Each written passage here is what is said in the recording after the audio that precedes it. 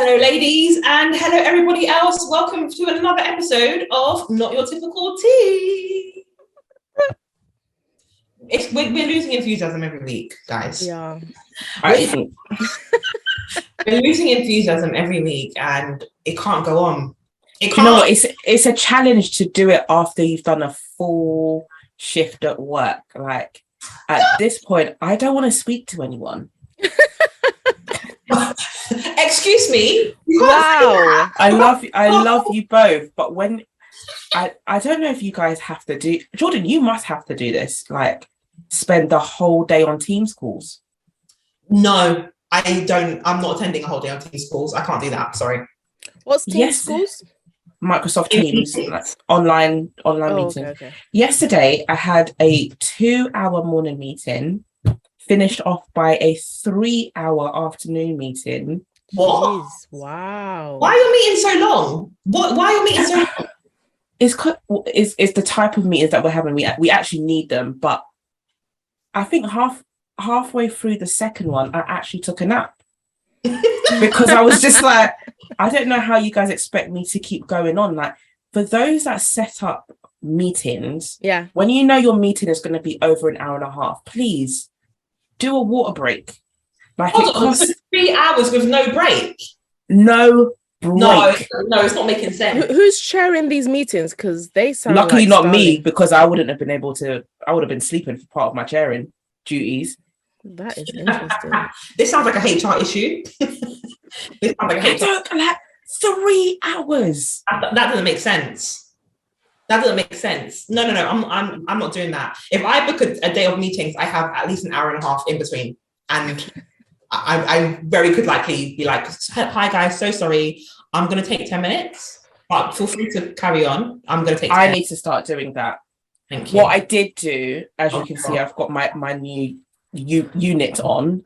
Gorgeous. I turned up to the meeting. I turned up on Tuesday with black hair, went to a meeting with braids, and went the next day with blonde hair. And I think I've discombobulated everyone because they wanted to, like, when I went into the office, one person did, I think it took them about 2 hours to notice me. And then when to be honest, most people were just like, "Oh, your hair looks nice." And that was it. Kept it moving. I love that. In fact, don't even acknowledge it. I know it looks nice. It's fine. One guy said, "Oh, you've gone blonde." I was like, "Yeah." And I thought his next question was going to be like, "Oh, it didn't look like that yesterday." Mm-hmm. What did he say? Oh. He was like, "Oh, it looks different." I was like, "Yeah, it does." That's that follow-up question, which is you're supposed to say how it looks different and how you got to that difference. Don't ask me. Don't ask me. They're well trained. Listen, I think my work colleagues are. These weren't even work colleagues; these were clients. But generally, my work colleagues, they know the deal. Just don't ask about the hair. I think is it the? I don't mind the asking, but I think it's what you ask. Like, I don't know. I don't know. I don't know. I don't think I mind about the asking, or like maybe it's I have an issue with like the touching or the over interest. But if you're like, "Oh, yeah. Don't do that." Asking, I'm like, "Yeah. Oh, did you change your hair?" "Yes, I sure did." And okay, like, yeah. I might even change that a little bit. I think the questions will come when I alternate between my braids and my hair, my wig. Yeah. Like Wednesday, I'll come with braids. Thursday, I'll come with blonde hair, and Friday. Wait, when you say braids, do you mean cornrows or do you mean my cornrows underneath this cap? Now, Cheryl, are you going out to work with your cornrows? No, I'm talking about on Teams calls. Oh, you don't put anything on your head? Yeah, no, that's what I'm saying. Yesterday I didn't. Wow. I just had my braids out. That is transparency. I know. Sure. Let's introduce ourselves because the listeners need to know who the person is going to Teams calls with their braids, their wig braids on display. So let me even come to you first because that's not me. The voice that you can hear is Josh Jordan. I have not attended it, and it gets very peak for me. But even I have not attended a work meeting in my wig braids just yet. So this is Josh Jordan. This is Coco A, who does not give the secrets of the Black woman out to outside communities by switching up my hair so drastically in meetings. I keep you know, the facade going. It's not even a facade. I keep the tradition going by making sure there's consistency from day to day. And this is Sheza B. I clearly did not get that memo. I'm just like, how am I going to sit in my yard with my blonde wig on? I can't do that. I just put a head tie on.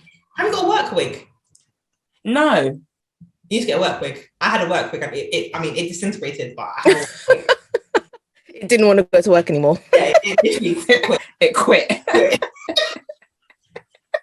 It's the braids because it got out of control. Yeah, I think I need to figure out like, but then the same dynamic. I'm gonna go from an out in blonde wig to a work black wig and back to blonde again. But where are you going to wear your blonde? Wear your blonde after work or out. So the work wig is all they see is the work wig. So everybody it's just get a little cheap work wig, fling it on, and then after 5, back that baby off. Back to blonde. Beyonce returns. I feel like all the guys listening to this are like, you guys, I hope the guys listening to this understand the struggles of being a black woman. Honestly. It's just like other layers of stuff we have to consider, you know. Well, we're going to talk about it today, aren't we? We're going to talk about being a black woman in these streets, because there's so much going on. But before we get into that, let me give everyone our socials. You guys should know our socials by now. Mm-hmm. Listeners of Not Your Typical Tea, what we need you to do is follow us on at Not Your Typical Tea at Instagram, at NYTT Pod on Twitter, and Not Your Typical Tea _ on TikTok. Follow us, follow your girls, retweet, comment. There's quite a few comments about last week's episode with shout out to at Taylor Different. Yeah. I think people were very interested in the debate and conversation that we had. I had a few people slide in my DMs to tell me how much they agreed with some of the points that were made, and I had to have a few DM discussions. Interesting. I mean, it was men, isn't it? Like, oh yeah, that guy was so right. I can't even start talking about last week. Really? See, because all the guys I know that listened to it didn't agree.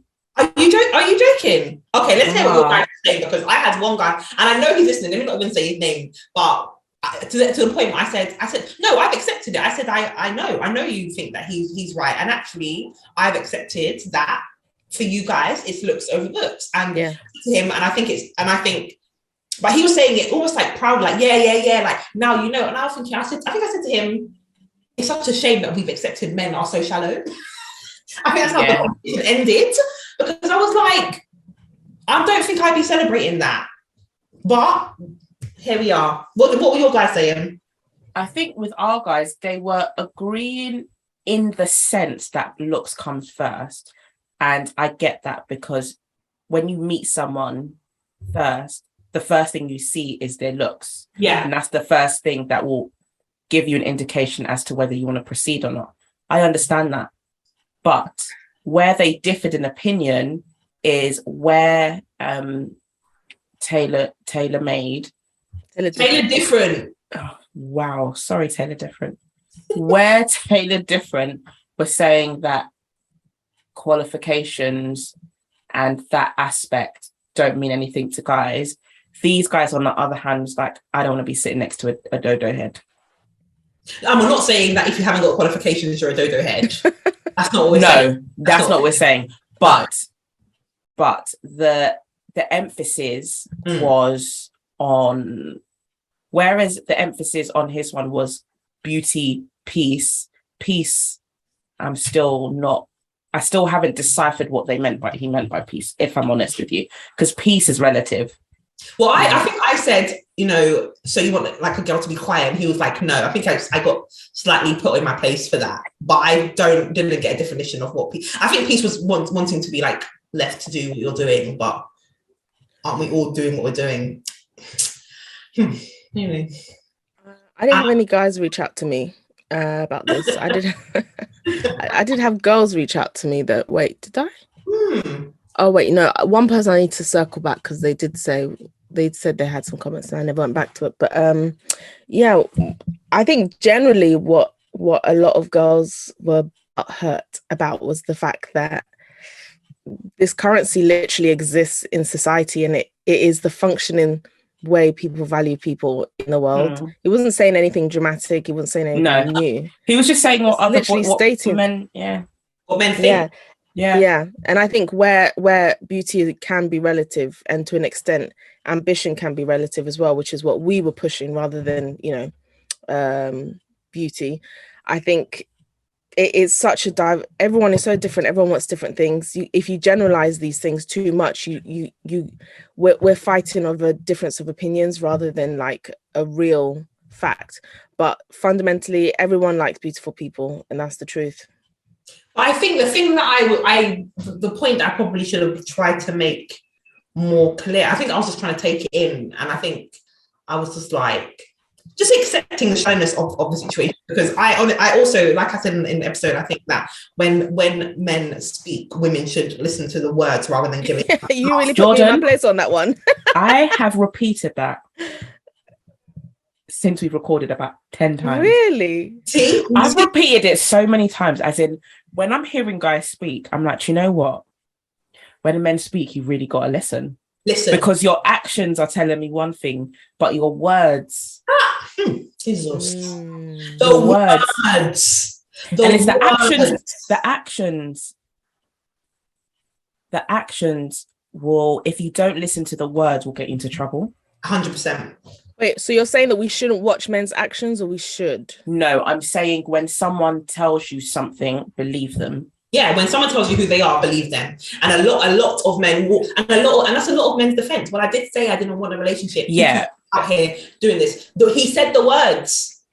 And this is where women get caught up, because a man will tell you, do you know what, I'm not ready, or I'm going with the flow.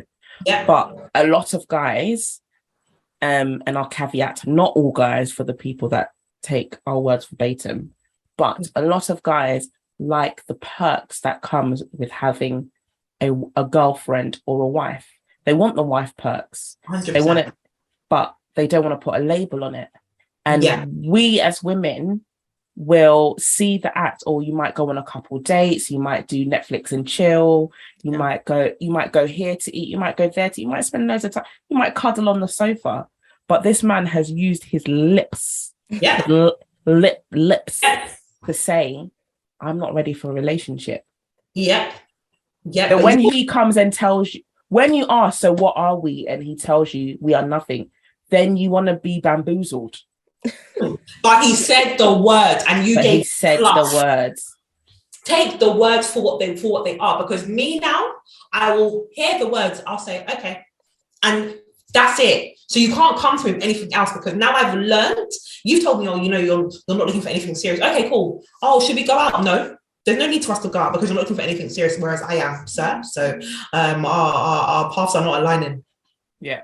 Sorry, sir. And I was watching something today, and it was like 3 women. What was a guy speaking? 3 questions you should ask a woman out when you're first speaking. I think one of them was, where do you see yourself in 5 years, or something like that?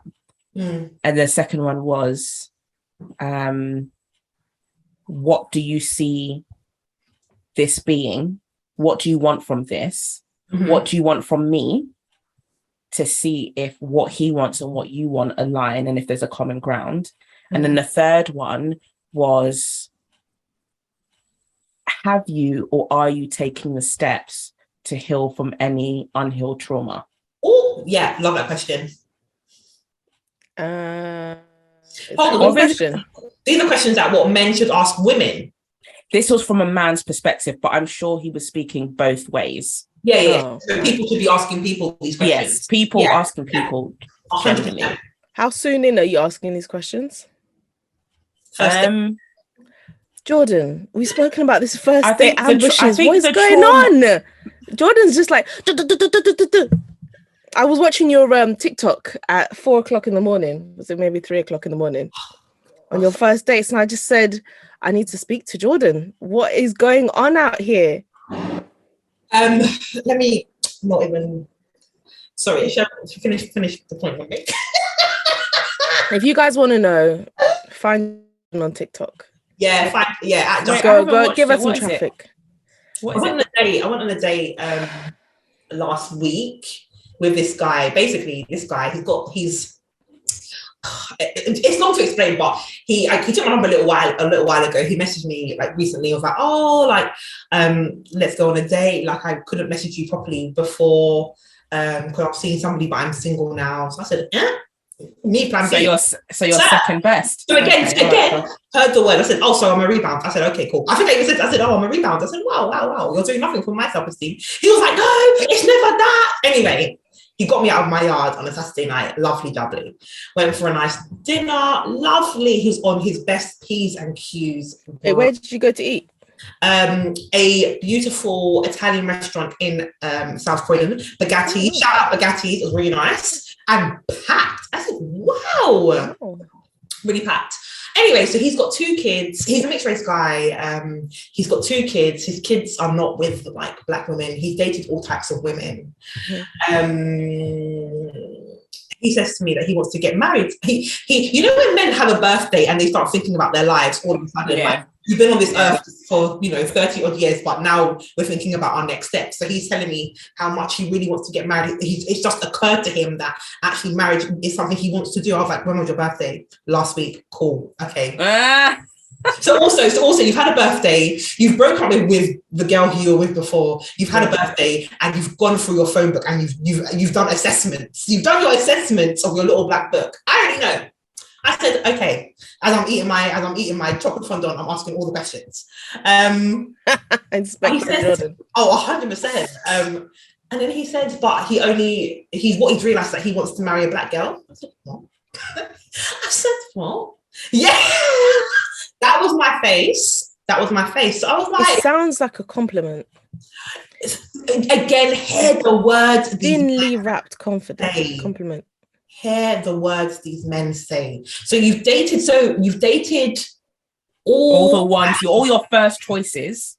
You've dated all these women. You haven't had any preference. You've got a child with this non-black woman. You've got a child with this other non-black woman. Okay, cool. But it's a black woman who you must marry. I said, why? So why?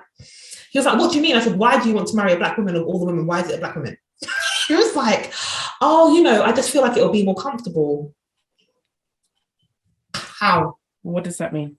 What does it mean? All till now. What day is today? All till now. This Tuesday. I'm waiting for an answer. He was like, more comfortable. I said, As I was eating my delicious chocolate fondant, again, you guys shout out Bagattis. I don't know. I don't know the answer. So I had to take it to TikTok. TikTok, it was a little bit popular. Some people were sending for me in the comments because I said that I'm a great dater. I am.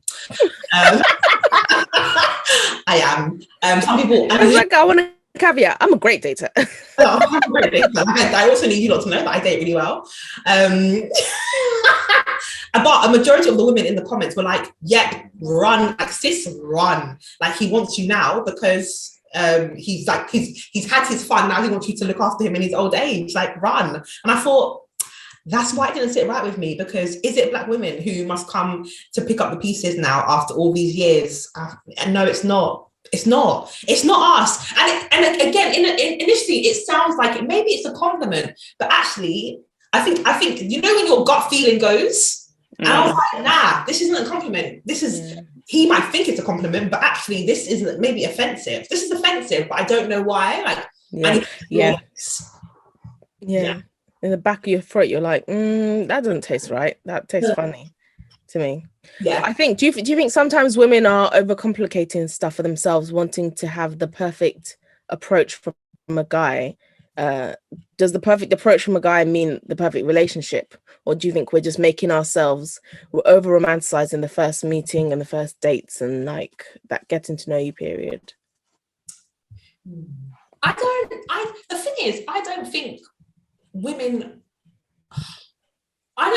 of our age up, I don't think we are over romanticizing things, actually. I think we're actually on the other side. I think we've tried to experience all the romantic things. Yeah. And it's only very few first dates that you'll go out and you'll come up and be like, oh my God, this person swept me off my feet. Yeah. Very few. Actually, you're probably a bit lenient and what's the word where you're just like, you're unamused. Like, if it goes well, it goes well. If it doesn't, hey ho. You're indifferent, that's the word. Yeah. Word connoisseur, indifferent. You're indifferent.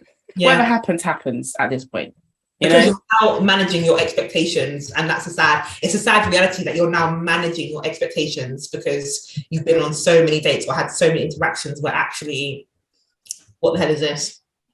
Yeah. On that delightful note, thank you everyone for listening. I know we've got things to talk about. I know we've got juicy things to talk about this episode. But did you guys see, just talking about managing expectations, the story that went viral of the black woman and the black guy who got married in America? I saw that, and his comment. Oh my! What happened? Oh. Guys, it's the guy that got married in Morley. No, they found each other on Bumble. They got married not long after, whatever it was. And his caption for his new wife, I can't remember what the caption was. What was the caption again? The caption, everyone posts their cute wedding picture, like they're like walking in their wedding dress and outfit. And his caption was like, oh yeah, we met. There was no need for expensive dates and romance. Our part, like our plans for life aligned. He wrote that. That was his caption. That was his ode. Yeah. It was to his new wife. Had they just fought or something? Because that feels like she annoyed you. She burnt your bread or something.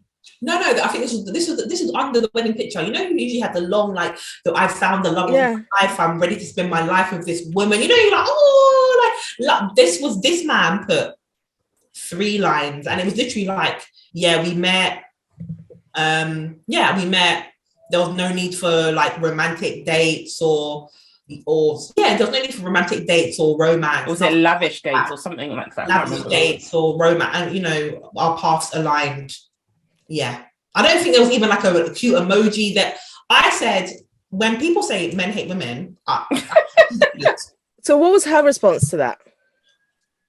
We didn't see. The thing is, when you go to his page, I understand in that context what he was alluding to, because it looks like they were going on holiday and stuff. So it wasn't like they were just sitting at home. They looked like they were doing traveling and stuff.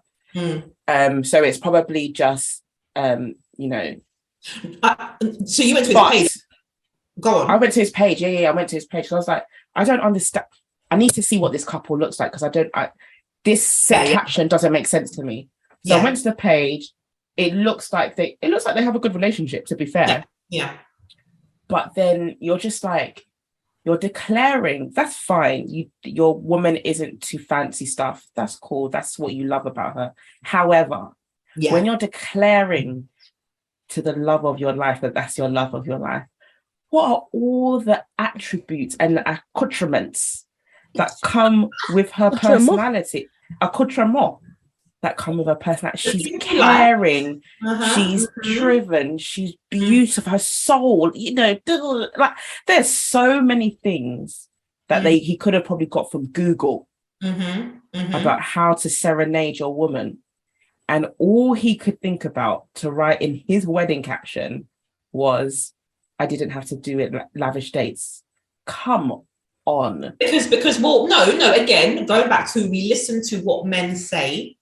Maybe that is the thing about her that he likes. Yeah. He doesn't ask for too much. The problem is, it sounds like he's sending shots to his ex. Because do you know what? Good directing point. That to? Good who else point. Who else is going to be like, oh yeah, I did, like, that sounds very personal to a very specific person. Unfortunately, it went viral to the whole world. But can you imagine that your wedding photo, you're using this to send indirects? My friend, it's not going to work. This is not working well. But there was an article, I hope I'm not convoluting 2 stories, but there was an article, I think, written about this post, and I believe she gave an interview, and it just is it? gets worse and worse. So no, you went to the page, because I didn't go to the page, but again, I obviously fall down a rabbit hole on TikTok very regularly. There was an interview written, and she basically says that they met on Bumble. Right. He stood her up twice, but they agreed to meet a third time, as long as they could meet in Popeye's car park. You're joking. This can't be the same story. Let no man tell me, yeah? Let no man tell me that women are out here, you're standing too high, because listen to this mess. And everyone, I'm sorry. Let me just get on my soapbox. Everyone needs to listen to this mess, because everyone, man or woman who hears this, it's a mess. He stood her up twice. They met up the third time. They agreed. I think they agreed to meet in a Popeye's car park. Right. He didn't buy her Popeye's. He actually got food for himself from the KFC. It's not the same. Someone's trolling. Someone's trolling. No, this doesn't sound like a story. They're not. We're gonna look on TikTok. We'll look on TikTok. She bought some food. And then I think it was in that car park discussion that they agreed that they were going to be together. And I think he also proposed, the ring he proposed with was a ring that his friend bought. You need to corroborate the story, because this is too wild. At this point, you just got married for tax purposes. Well, somebody wrote in the comments that she didn't get married, she adopted a son. And I thought, you know what? I said, took me a second. TikTok there in the end is undefeated. Someone said she didn't get married, she adopted. And I thought, yeah, you did. And then the caption makes so much more sense, because it's not love, it's not affection, it's not romance. It's, I found someone who can look after me, who doesn't ask for too much. I should also add that she is a big boy CEO. Big boy job. And I don't believe his employment was shared. I'm not sure what he does. So she's Davina Jobs, and he is. Go and research. People, go and research this story, please. Okay. I read it. I put my phone down and went about my life, because what I know is that this is not happening to me.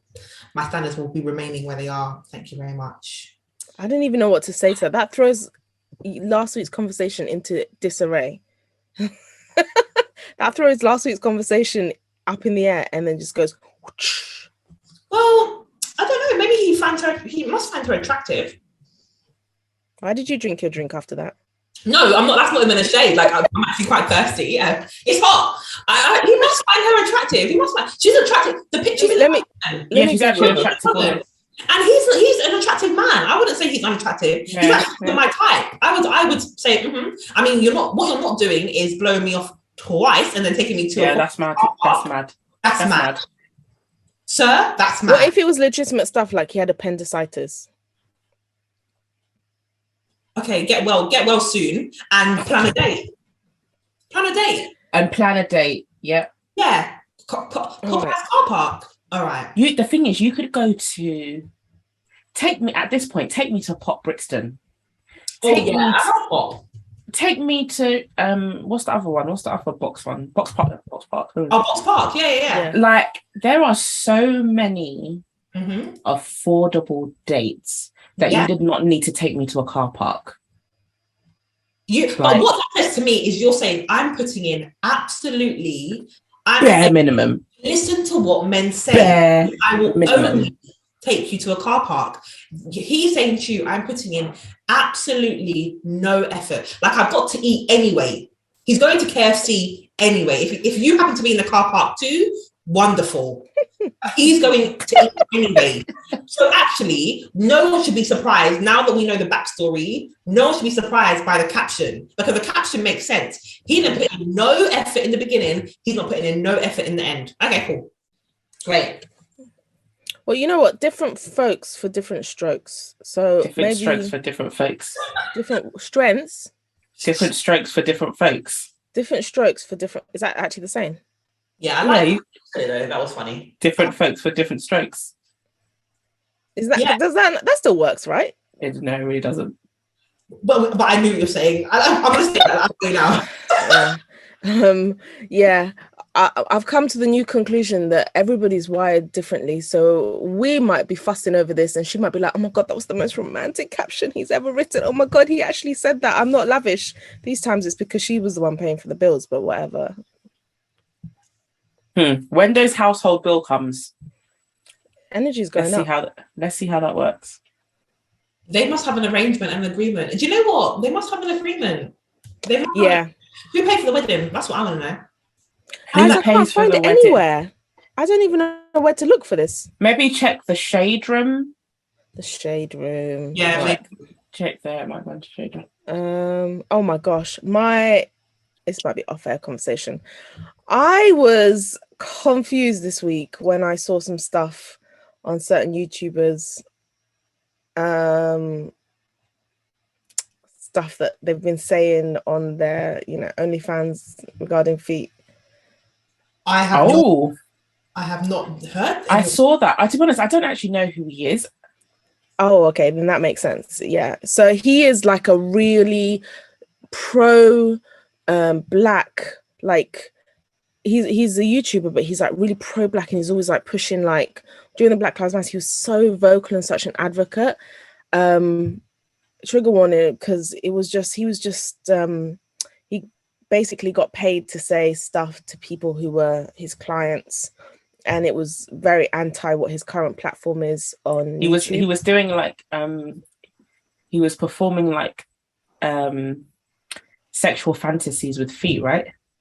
Bro, I had to literally disengage because I was like, the story is, the problem is the fact that he's so pro-black, so then to be so anti-black in his what did he say? What did he say? I didn't actually see what he said. I'll send you the screenshots, babe. I don't think we can say it here, to be honest. Wow. Oh wow, is it that bad? Yeah. And it wasn't just to black people, which I know black people are kind of pushing on because he's so pro-black. But it was to all kinds of people. He was being, really derogatory. And was this verbal or a message, or like videos? Some were videos, some were captions. But he was saying he didn't write those captions.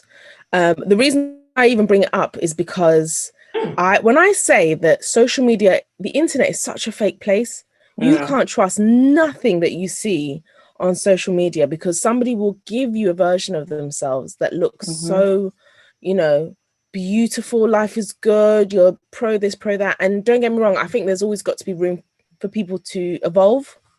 Yeah. I used to think I hated girls with braids when I was younger. Give me the chance to evolve to love braids now.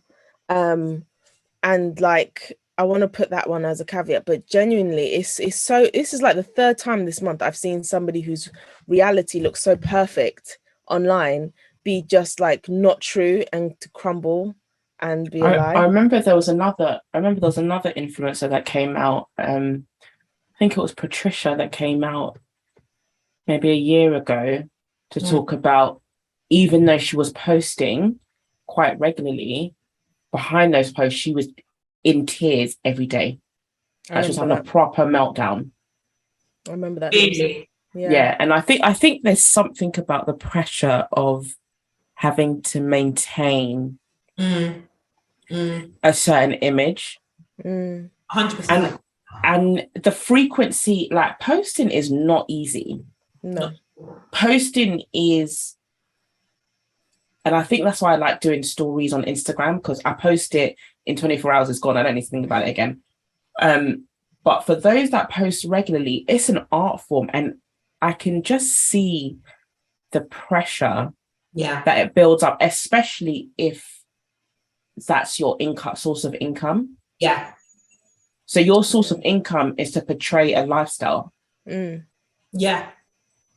So I think that's where it gets very sticky. I'm sure that there's probably a scripture somewhere about the love of money. We probably referenced that before. Where's Esther?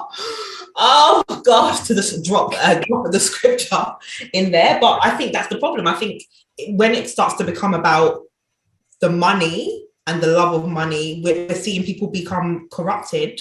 And actually, I've got the scripture. It's 1 Timothy 6:10.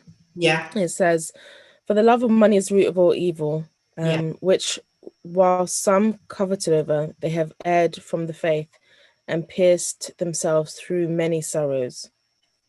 There we go. And I think that's where you see, I think you see it. I think maybe Patricia Bright was more happy before when she was a smaller influencer posting about, you know, her fashion and lifestyle. And now she's got, I mean, don't get me wrong, she's absolutely killing it. She's got an absolute empire. Yeah. But a lot of, with that comes the money and all the pressure and everything else. So it's sad. Speaking of people who have pressure after being so public on social media and on television, maybe we should get into this. Look at the girls. The girls are deflated. They're just like, oh, cannot. Let's get we're just tired of the same story. But don't you want consistency? Do you know what? That's a good point. I want consistency, but not when it comes to nonsense. Your nonsense can't be consistent. Your nonsense can't be consistent. Jordan, let me explain before. Jordan's literally put one foot on her soapbox and she's about to put the other foot on. Let me explain to the guys who don't know. So a few weeks ago, if you remember, we had a discussion, we might even had live, about Tu Baba, who is also known as Two-Face, the African artist. He popped up because his wife and he and his wife and him, whatever, were on a Netflix show called Young, Rich and African. And their relationship was one that kind of was polarizing because he'd been with her from his teens or from her teens. And up until the show was being aired, they had been married for however long that was. She had 3 kids with him. He had 8 kids. Now the math ain't mathing if you really take that in, because it means it 8 he had. He has 8 kids. And so if you were good at mental arithmetic, you would know that there's 5 extra kids here that doesn't make sense. But he effectively, and he's been with her since she was 17. Yeah. And so what came to light because it was a Young, Rich and Famous show on Netflix, and so I think he's got 8 kids in total, but while they were married he had 2 kids with somebody else before they had their first. So the wife's first child for him is his third child. Yeah. And that was when I almost fell off my chair when that was what was said. So you were a stepmother before you were a mother in your own marriage. Twice. Sorry. Nick, continue. So recently they in this show they have this amazing wedding, beautiful. She's crying. He writes a song for her, which, can I add, was not as strong as his other previous hits, and now we know why. It's because the song of his marriage. The song was as strong as his marriage. His song was as strong as his commitment to the marriage, not hers, because I believe maybe she would have written a better song if she was a songwriter.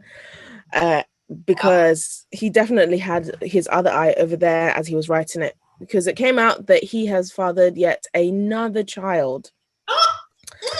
And after all of his talking, he went and said, well, let's do what I do best. Let's dive right in. And he definitely dove, and now he's out here prepping for the storyline for season 2. A man will really have you out here looking foolish. Foolish. I mean, when we all watched the documentary, we were all like, sis, chill out. You're not a groupie, you're the wife. She was a wreck. She was a complete wreck. When somebody has visible anxiety all the time and it's being recorded, and then having spats of anger misdirected, it's great television, but it's terrible for her mental health, honestly. It was she was so imagine living your life with a constant state of adrenaline and anxiety, because you just don't know if you walk into a room that your husband may have a child with somebody in that room. Yeah. Does it make sense? Mm-hmm. This, honestly, when you sent me this post about this new baby, as I said earlier, Men hate women. No, people need to be some like the evidence is mounting up. The evidence is mounting up because at this stage, Two-Face to Baba, you hate her. You hate her. That's it. No one can tell me any different. I'm sorry, you can't. What? Shouldn't. So just for the sake of everybody who John just mentioned something, which was his post, I just want to read this out. Do you want me to do ASMR style or do you want me to do regular style? It must be ASMR. All right. Lass, this is no stunt. I'm sorry for all. I'm sorry for all the embarrassment I've caused my wife, my kids, my mother, and all our families, and my management team. I'm not looking for no sympathy. I'm not trying to make myself look good. This is no reverse psychology BS. I simply just don't want to be the one that is always apologizing. This is your how many apology? This is your 9th apology. This is or 7th apology. This is paragraph 1 of your apology, bro. Don't put that bit. I'm only capturing the apologies that have evidence attached to it. So if there's a child, that's the evidence. Not capturing all the other times that he was lucky and a kid didn't come out of it. That's true. Right. That's true. Okay. All right. I've been a shitty father and a shitty husband and a shitty baby dad. Firstly, don't use the same word 3 times. We got taught that in school. Mix it up a little bit, diversify the grammar a little bit. Do you know what I'm saying? In fact, you know what? I'm going to critique this. I have no excuses. I just want to do right by my wife and my kids, their moms. No, you're missing it. Listen to what I said. I just want to do right by my wife and my kids and their mums. Bloody hell. And my mum. Why their mums? And all families. Because there's plenty of mums. What do you mean? There's all the mums. What do you mean? He might be still chopping the other mums. Oh, it's not even a might at this stage. He is. Why would you apologize to the other mums? Wait, maybe he's polyamorous and we all He's not polyamorous. We spoke about this before because if he was polyamorous, the wife doesn't know. Okay. So well, then you're not polyamorous. So you're just a cheater. You're a dirty cheater. You're just amorous. You're just amorous. You're just amorous. Oh God. All right, let's wrap this up. So he said, I beg you all to please just my face and cancel me anyhow. I've been a star for so long that my bulletproof vest is worn out. I'm not quitting or suicidal or giving up. I just want to go back to my default settings. But you were cheating your default setting. What default setting are you talking about? Just be quiet, yeah. He said bulletproof vest. So do you know what? When I heard bulletproof vest, I felt like that was like flirting with other women in your message. Because it's like, I've been shot so many times. Like, take care of me. I'm a victim. Yeah, no, it absolutely is that. And actually, you're getting worse and worse and worse to Baba. Yeah. I just want to go back to my default settings and denounce my role and status and make up for lost time with my kids and give you all the music that will make you remember and understand why they call me Tu Baba. Apparently, she apologized to him and she assured him that she assured him that everything would be okay. Sorry, who apologized to who? So this was his public apology to his wife Annie, and at the time of this coming out, I didn't even realize that this was her. I didn't even realize that this was from her. I think I got so annoyed by what he had said. I didn't clock that she had responded to the post. Yeah, she responded to the post. At this current time, she's literally filming season 2 of Young, Famous and African. Literally at this time. And then how did she respond? She said she assured him everything will be okay, and she promised that they'll be back together soon because she's in South Africa filming season 2 of Young, Famous and African. And then she reaffirmed her undying love for him. And she said, baby, in the caption underneath, she wrote, baby, it's okay. I'll be home soon. LYTID. A day more. LYT, love you till death. Love you till I die. Love you till I die. At this point, throw the whole couple away. Throw them in the bin. We are the fools. We are the idiots for talking about this, clearly, because she said, heaven forbid, that's my man, I'm gonna stick beside him. Do you know what it is? At this point, I don't even think it's love. I just think it's money. What? She can make money. I think has she? That's what I was told. I was told she's quite a successful like actress and stuff. I don't know any of her movies, to be honest. Oh, and just like I think it's more met her. Yeah, I think it's her. I think it. You know, like how people have, even before the trauma. Like, I'm wondering, what's your background? Did he come and collect you from one village, and now you're? He did. Yes, he did, and why she. You know when you get into a relationship. Okay, I'm gonna just absolutely. Where you feel like you are punching. You feel like you are punching, and she feels like she is punching. 100%. So I will take whatever I get, because you know what? I don't know if I would have got better. Yeah. Like from two Baba to come and pick me from my village. Yeah. She's happy to be here. She's just otherwise she would have been with a carpenter. Yeah. Shout out to all the carpenters. And they got together young. So also it's that like puppy love, you know, like that toxic puppy love first love. And you're in. You've signed up. He's chosen you out of the crowd. That's it for you. And you're just going to make this work by hook or by crook. But there's too many crooks here. Okay? Too many crooks. I was watching something the other day, and it was this guy on one random TV show I was watching, and he was talking about how he approaches women is very much trying to. I must get the very best and the prettiest, and like. He's kind of punching with lots of the women that he approaches, and he's got a little bit of money. But you watch all of that stuff at the start, and then halfway through the season, you find out that at school, he was not the cool guy. At school, he needed the social currency of having a pretty woman on his side. And I think the same can be flip reversed if you are a kind of woman who is like quite inexperienced in certain aspects of life. And so you will convince yourself that your boundaries should be non-existent. You should be able to take whatever you possibly can in the name of love, in the name of he's the best I can do, so let me just go for it. And it's so interesting how people carry stuff from their younger years and their formative years, and then you use that to inform when they are in relationships and stuff, especially inform their boundaries and what they will accept. She doesn't know the definition of boundaries. I say that. She doesn't. She doesn't know the definition of boundary. This man is walking over her like she is Aladdin's carpet. Like, you are the carpet. He is Aladdin. He not is a whole new world. She needs a whole new world. Like, whoa, we're reading this girl. What are we reading her? Wait, are we reading her? We are. Because you know what? Why? Why are we reading her? At this point, fool me once, fool me twice, fool me 3 times, whatever the saying is.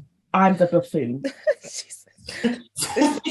Fool me once, shame on you. Fool me twice, shame on me. This is the 6th fool me. At this point, just let him do what he's doing, so he doesn't need to keep apologizing, because you clearly think it's all right. So if you're okay with him. And do you know what? Some people are like that. What's Michael Blackson? Yeah. His wife, he said, yeah, I don't mind if he goes out and sleeps with other women occasionally. Like, it gets boring. Am I going to do it? No, because that's not the way I'm built. But he can. Do you know what, sis? It's not for me. If that's what you want for yourself, cool. But they're honest about it. At this point, to Baba's wife, just say you are okay with it. But she's not. Okay. She is, because 9 times in, she's not okay with it. She's not. If someone keeps stepping on my toe, by the 3rd time, I'm going to slap you. And I'm going to move my foot. And she will slap him, and then she'll forgive him. And they're in a pattern. And I think we saw in the show in season 1, I think I did a TikTok about it, because I was like, this is absolutely mad. She's so damaged. This woman is damaged. This man has damaged her. damaged her. She's still getting over the first child that he had outside of their marriage, let alone these ones. You're just now building on the damage. I think she absolutely is not, she doesn't want this behavior, but she's so damaged, she doesn't know how to deal with it. She doesn't know what, and she's not strong enough to leave. She's not going anywhere. Where's she going? But do you think that if she's happy with it, do you think that our problem really is that she's capitalizing it as a storyline on her show? But I don't have an issue with her capitalizing on the show. Okay, so here's my thing. I can sympathize and empathize with her if she feels like she has to take him back. I don't agree with doing it personally, but I can understand her mindset of like, I've got 2 kids with him, he's so powerful and rich and this comfortable lifestyle, you know, I'm gonna just stick around. I understand that. I think it is. Pardon? It's currency. That's what I'm saying. It's nothing to do with love at this social point. Currency. It makes her powerful to an extent. I think the problem is when she brought it onto the show and she expressed how it was making her feel, that doesn't like match up with your actions of keeping him around and staying all the time. That's where it kind of is like, because you're pandering to his mess. Unless this happened long ago, and we're seeing like 6 months down the line after they've gotten over it and they've argued it out. Do you know what I mean? Maybe. But maybe. She's not happy about it. Even if that was the case, it's happened. They've had their fight about it. It's not like she's like, oh babe, like she's not happy about it. And I also think in the show, it was only when I can't remember the main character, the main one, Zuri. Yeah. Or whatever, pulled her up and said, every time you speak about Two-Face, she was like, I can tell in your spirit something's wrong. And that's when Annie broke down. I don't think this was supposed to, like, obviously it was going to be Annie is the wife of Two-Face, cool, but I don't think it was going to be about how rubbish she was feeling in herself. I don't think that was a storyline. I think it was going to be about Tababa knowing the other girl on the show. I think that was a storyline, but this was an extra little thing that happened. That somebody identified, Annie, you're actually falling apart. Sorry, like what? I reckon the producers knew that when they cast her. Probably. I think they knew that she probably is coming on thinking this is how it's going to go this way, and they knew all of this other stuff here, so they were like, this is going to work out for all of us if she starts speaking. I just think, you know, she has to. Maybe she wants to stay and she's fine with it, and we'll be back next year having the same conversation when baby number 9 is here. Even my grandkids will be here having the same conversation at this point. And do you know what it is? I think everyone deserves a second chance. Like, I don't know. We know. You don't agree with that? Because I think Two-Face, we give. I don't think everyone deserves a second chance. I think Two-Face. No. I think no. It depends. It depends on the after. It depends on the after and your actions after. Oh, your actions afterwards. Okay. Yeah. So I was watching. So I'm trying to take off my shoes. I've had you're right there. All day. Right there, babe. Has straightened my toes. Anyway, I was watching Black Love. Like, that is one of my favorite shows. If anyone, is it? Oh, I love it. Oh, it's so good. So it's basically Black Love. You can, for anyone that watches stuff outside of Netflix, like online, it is basically this. The directors are a couple. They met. They started dating after a few weeks. They got married after like something crazy. They got engaged after like 6 months, married a further 6 months, had their first kids 6 months later, and they've been together for like 5 years, something like that. Yeah. So they embarked on a journey where they would interview couples, specifically Black couples, because I think in season 1 they talk about kind of like the portrayal of couples in the industry on TV, and they wanted something where we could actually see real life couples. So the couples that they interview are a mixture between really famous people and maybe like C-class, C-list celebrities in America. So this season they have Remy Ma and Papoose. Ooh, I like them. Yeah, they have Jada's mum and her partner, because they're both recovering addicts. Sick. They have DJ Envy and his wife. Ooh. And they have Melanie Fiona, Eric Bellinger, an actor that you'll recognize his face, but I can't remember his name. Anyway, it's a docu-series, so there's about maybe 10 episodes, and each episode is based on a theme. So the first episode might be, how did you meet? The second episode is, how did you integrate your families? The third episode is talk about a trial that you overcame. And then, it just goes through different themes of relationships. Mm-hmm. But it's so authentic and they're so honest and vulnerable. Like they talk about addiction, they talk about struggling to have kids, miscarrying, like the whole spectrum of relationship. Religion comes in, faith comes in a lot with the couples. And I was watching it yesterday. What struck me, probably one of my favorite couples of all the seasons, was actually DJ Envy and his wife. People have been saying this. People have been rating them as a couple. Their story. So they've been together. From high school, wasn't it? From high school, yeah. From high school. They've been together from high school. She was always of the opinion of, look, I don't care about your money, but let me tell you something. If you cheat, I'm out. Yeah. It's not even a two-way about it. If you cheat, I'm out. So they had a fantastic relationship, had kids, and he got caught cheating. Yeah. And she said, Erica look, Mena. Yeah. Was it with Erica Mena? Yeah. No. Yeah. It was with Erica Mena. You're lying. Your face. Yeah, it's Erica I Mena. didn't know that. Yeah. Because if anyone mentions his name, her name around him, he's like, I love my wife. All this knows I love my wife. Especially because him and Safari were good friends, were like relatively good friends. So when Safari got with Erica Mena, it was kind of just like, all right. But yeah, that's why he came onto the breakfast show and had his interview. No, he didn't have an interview. He just confessed online. Like, I don't know if that was part of the conditions. No, so it was part of the story. So it's part of the story. Oh, okay, yeah.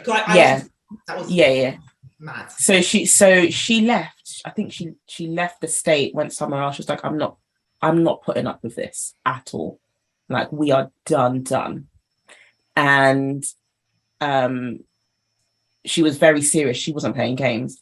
And I think he said that he did the whole people were coming to try and pair them up together, or friends were like, he ain't, drop him out. And he went online on the Breakfast Club to do that I'm sorry apology.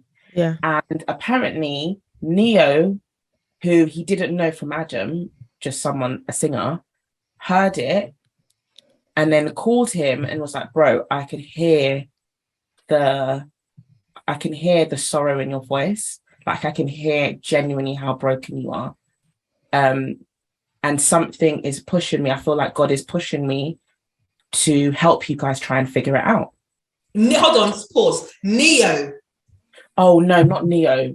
Tyrese. I'm so sorry. I was going to say, Neo. You know, I see your eyebrows rising, but it didn't look. Tyrese. Thank you. Can I just say, can we have a discussion about Neo in next week's mini-sode?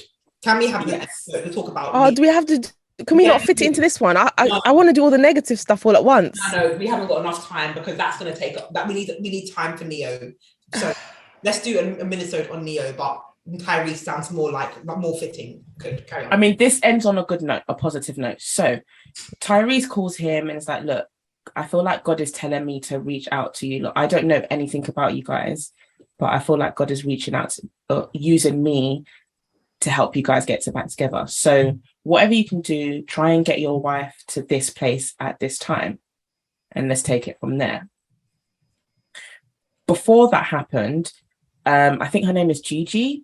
She has a very good friend who's also a guy who's never liked DJ Envy, right? Never liked him, never got along with him, barely speaks to him. In that, some random reason, he's called him out of the blue and said, God is telling me that I need to drop what I'm doing to come and make sure you're okay and that you're not going to hurt yourself. Mm-hmm. So he drops what he's doing, flies across the country to go and be with DJ Envy. He then calls Gigi and is like, God is telling me that I know you're hurt. I know you've been through all of this, but this marriage isn't meant to be over. Wow. You guys need to repair. Like God is saying, this marriage is not done. And then he uses a specific phrase. I can't remember what the phrase is, but it's a specific phrase or saying that he says, like a word, like something like, God is saying that I'm going to be the vessel to get you guys together. Say that's the phrase. It's something along those lines. She says, no, I'm done. I'm telling you guys, I'm done. And then he said in that moment, he taught her how to pray. And she said it wasn't the 2x4 prayer that she was doing before. He was like, I want you to earnestly ask God what you need to do in this marriage. So she said she was in the shower. She said she broke down. She poured her heart out and cried out to God and was like, God, if you want me to stay in this marriage against my current will right now, you need to give me a clear sign. So that was that. I think after that, they went to the Tyrese dinner. They've gone to this place. Tyrese is serenading the couple, singing my lady. Yeah, whatever song he was singing. Reminder, he doesn't know. This is the first time he's never met the wife. It's the first time he's actually spoken because of this situation to DJ Envy. He sits down and said, I know you're hurt, but God is telling me that this relationship isn't over. And then she said, what do you mean God is telling you? And he was like, when I heard DJ Envy on the radio, I got the most overwhelming sensation that I had to do something to step in. And he said in that moment, he repeated the exact phrase that the friend had said to her a few days ago. Look at God. Then she asked him, is that a Bible quote that you just said? And he said, no. And she said, in that moment, she was like, she broke down. She was like, look, I'm going to forgive you in whatever capacity I know how to in this moment. Yeah. Because I believe that there is a bigger picture that right now I don't see. So they said they reconciled the marriage. And I think they said that was 15 years ago, like it was a long time ago. But she said from that point, their relationship as a unit with God was completely different. She was like, he suddenly became tangible to her because of that situation. And it took that random encounter of those two people coming in that didn't have a stake in it. Tyrese doesn't know them. The friend actually has never liked him. And I say that to say, when in those circumstances where someone does cheat or steps out of the marriage, it's the actions beyond that that we have to see. I agree. I hear that.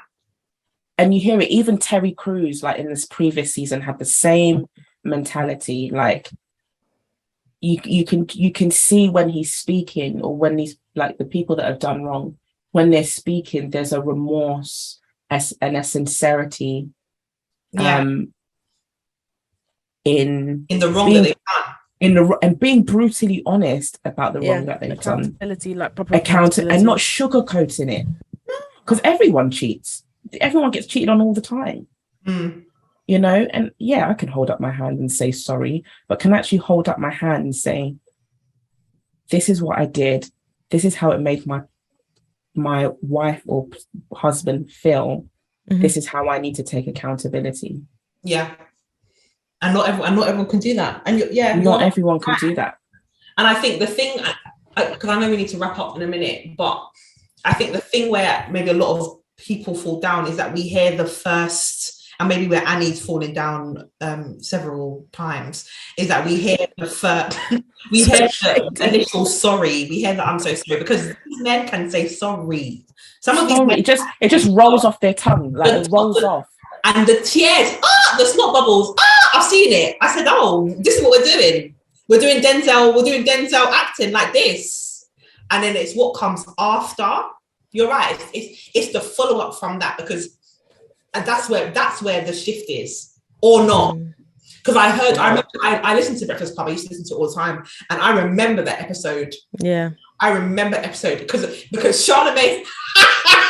No one knew what was going on, and Charlamagne was like, DJ Andy, like your mood, like what's wrong with you? Your mood is off. He was in a stanky mood. Yeah, he was like, you're not your usual stuff. Like, what's happening? And I remember Angela Yee was like, Charlamagne, like there's things going on, like calm down. He was like, no, like what's going on? He was like, you need to, this is our radio show. You need to, and Charlotte and DJ N was like, listen, this is what you need to know. Like, I'm like fighting for my life right now. Like, my wife is like my home situation is difficult. I've done something stupid, and if you're listening, I love you. Like, you could hear the pain. I said, yeah. Wow. And I think he left. I think that then there was like a break, and then they're like, oh, DJ MB had to leave the studio for the rest of the show. I said, he's done something. It's over. I was like, his marriage is over. Like, he was honestly, the tears were in his, you know, when your throat, you get that jugular, like the tennis ball. Yeah, it was there. It was there. And obviously, you know, Charlamagne making it 100 times worse, as he does with everything.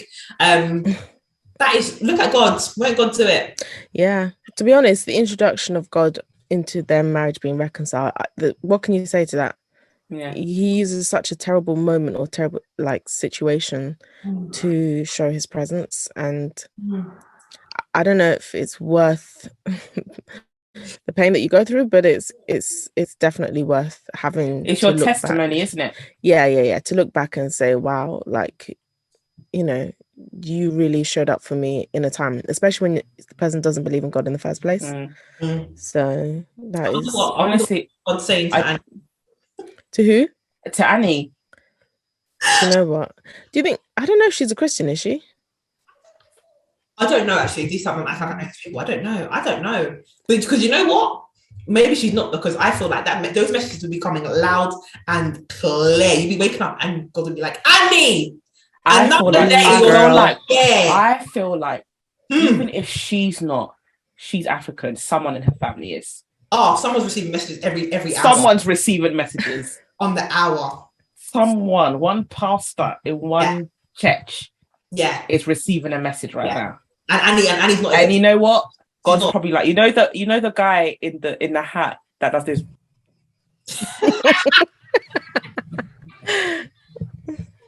She's not accepting those phone calls, boy. She said, "Oh, Pastor so-and-so's calling again." No. Out of hours, you know, annual leave. Oh, guys, on that sobering, humbling, cheating note. No, go watch Black Love. Honestly, it's beautiful. I see the clips on Insta, but I think were there some wild? I think maybe a few seasons ago there was some like wild clips that went round, and I feel like there was a lot about struggle love. Like, and I remember like a lot of comments were on like I can't remember. Bride and Dies, I think. Yeah, and it was like, I was like, oh, you know, we did, like, I went through this, I cheated, I had kids, you know, I think someone shot at her, and yeah, it was like, but you know, and after that, I knew she'd be my wife, and I thought, me, heaven forbid. Don't get me wrong. Some of the couples, you're like, I don't really understand that, but I think there is an authenticity in the way they're talking about their love. Yeah. So, for example, you know Keenan and Kel? Mm-hmm. So Kel is on the show with his wife. Oh, yeah. Where? Yeah, and what season? This latest season. Oh. And Kel is the skinny one. Who I always he's there with his wife. Dead. Huh? Yeah, why not? I thought he was dead, but it was a rumor. Because someone claiming to be his wife is on TikTok causing a ruckus about how abusive he was. So I don't know who's who. I don't know. Maybe it's his girlfriend. He's a proper Christian, though, isn't he? She's going in. She's literally going in. Is it? Yeah. Check that out. Because I was like, I'll have a look at it. But they talked about the fact that they were celibate. Is it? And they talk about their journey prior to getting married.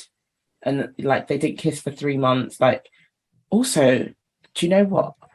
I saw, this is for another topic, this is for another episode. I this might be for another episode. Why though? Oh, you can't. Oh, all right. Let me just drop it, and then maybe we'll pick it up another time. So I was at my friend's house, and he just watches random African stuff. So anyway, he was watching a YouTube channel. I think a show in Ghana called, I think, Confessions. And in Confessions, it's like, imagine. I'm trying to think what does it equate to? It's basically like a talk show host. There's an audience, there's panelists, and then there's someone that gives a confession about something, but you don't see who they are. It's like, you know, those crime investigations and the person's in the shadow and they muffle their voice. Yeah. Like they're literally in a priest box.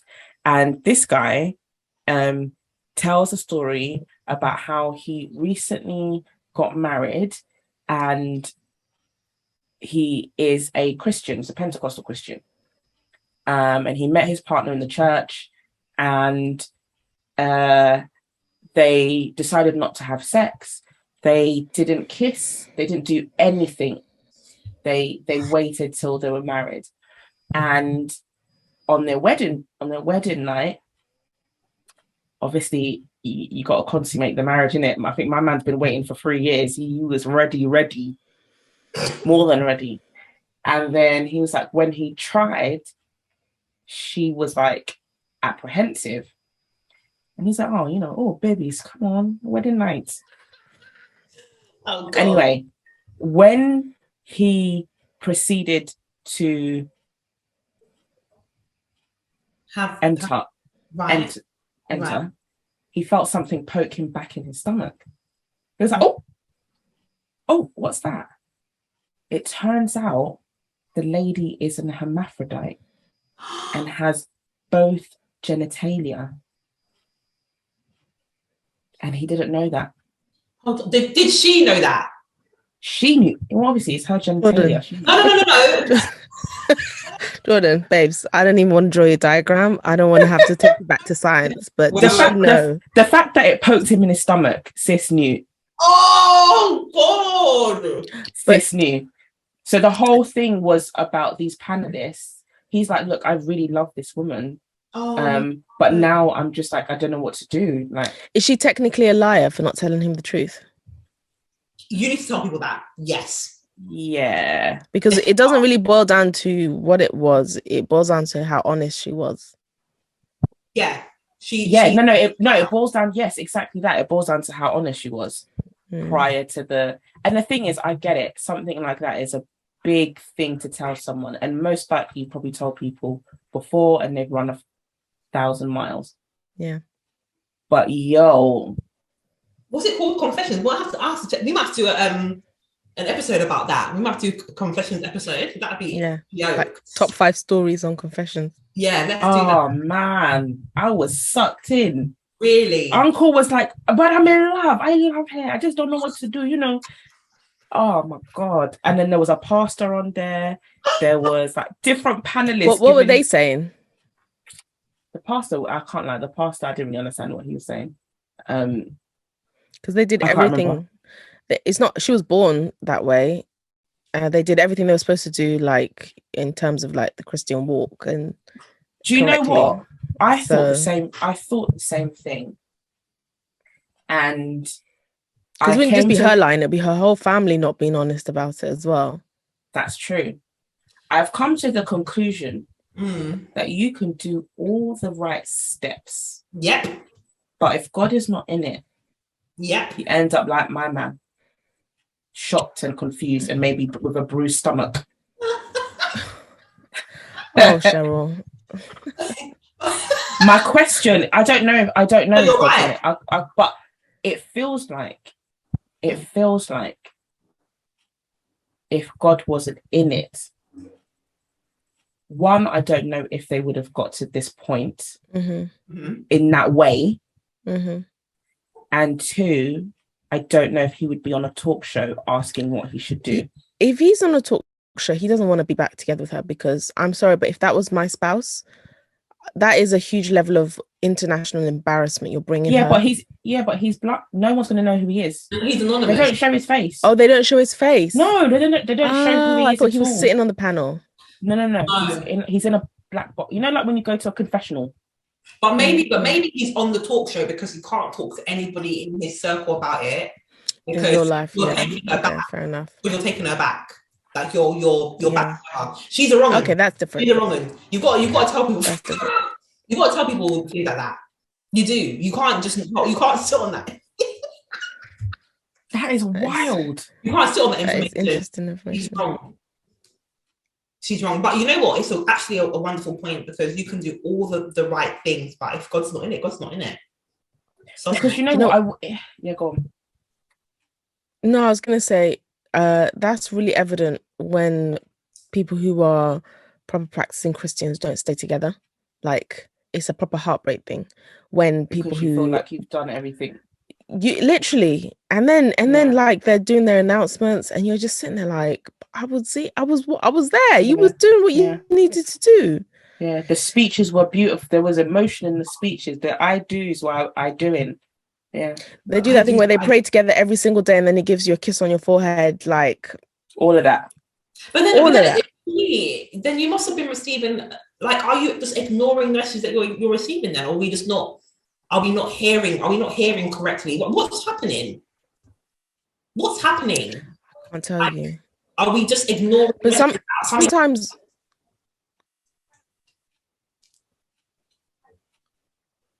So sometimes God will give you instruction for things to avoid things.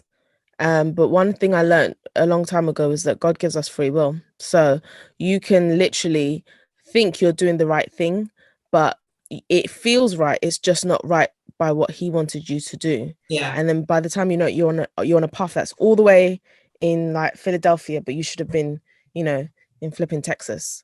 And so you're a stepmom in your marriage. Who knew?